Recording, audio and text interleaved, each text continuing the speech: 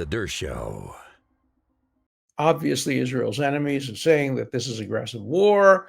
They're wrong. International law permits preemptive strikes designed to prevent the ability of the other side to use nuclear weapons.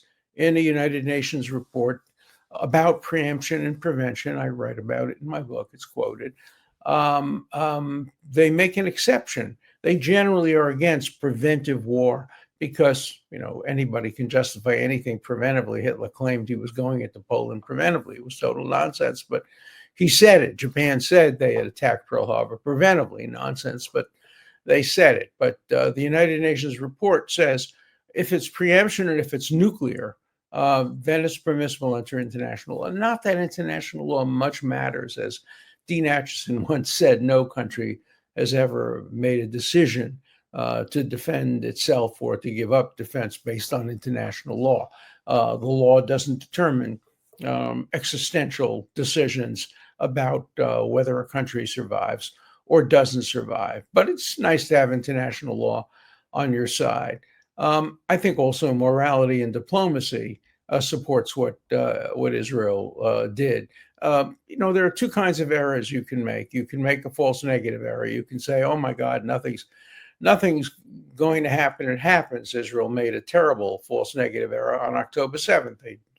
They didn't realize that they were going to be attacked. They did nothing. And a cataclysmic event occurred, 1,200 innocent Israelis, mostly citizens, killed, 250 taken hostage. That was a false negative. On the other hand, if they had attacked Hamas and destroyed Hamas before October 7th, people would say, oh my God, they never would have attacked. That was just a ruse. It's a false positive. So, you always have to balance the risks of false negatives versus false positives. That's the whole thesis of my book, The Preventive State, is to try to create a jurisprudence of that balance. When do you err on which side? And when there's a potential nuclear attack by a country that every single day swears it will destroy Israel, calling it the little devil, the little Satan, as compared to the United States, which is the big devil, the big Satan. And when you have a country that is willing to sacrifice lives for religion. In the Iraq-Iran war, Iran sent 15-year-olds into minefields, knowing they had tokens to heaven, knowing they'd all be killed.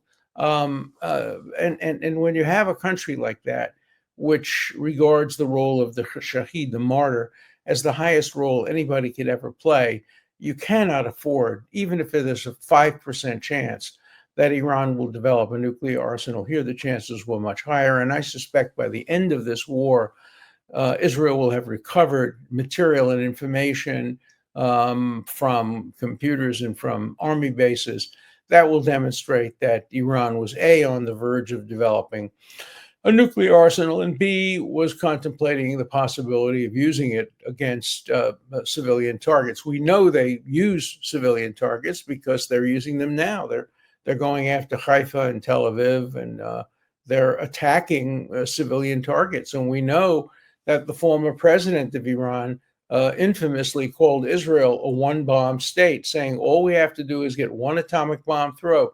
Even if we have to fire 100 and 99 is stopped, if you can get one atomic bomb landing in Tel Aviv or Jerusalem or Haifa or any of the other cities, that's the end of Israel. Israel would never survive an atomic attack. Everybody would leave, everybody would move, and it would be the end of the, quote, Zionist entity. And we know that's the goal of the current Iranian regime. If the regime is overthrown, as it should be, and hopefully will be, the people of Iran are not anti-Israel. In fact, polls suggested that the people of Iran are perhaps even more pro-Israel, or let's put it negatively, less anti-Israel than many Arabs. Remember, Iran is not an Arab country. It's a Muslim country, but it's not an Arab country. Neither is Turkey. In fact, Turkey and Iran were Israel's closest Muslim allies for many years, until religious fanatics took over, obviously. The Ayatollahs in in Iran and the current tyrant of Turkey, who undid Turkey's secular path from the time of Ataturk until he took over, and then he turned it into a religious fundamentalist state. And a religious fundamentalist state has to have a religious enemy, and of course, the religious enemy were the Jews. So that's what happened in Turkey. That's what happened in Iran.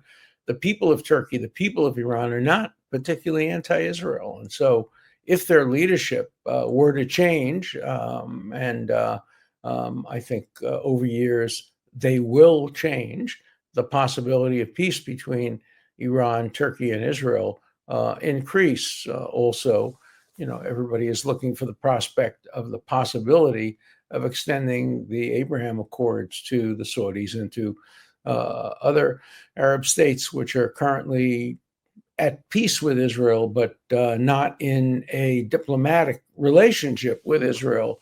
And that certainly is possible. So I think the case for Israel attacking Iran was an extraordinarily strong one. As I say, legally, it was on solid grounds. Morally, you always err on the side of saving lives.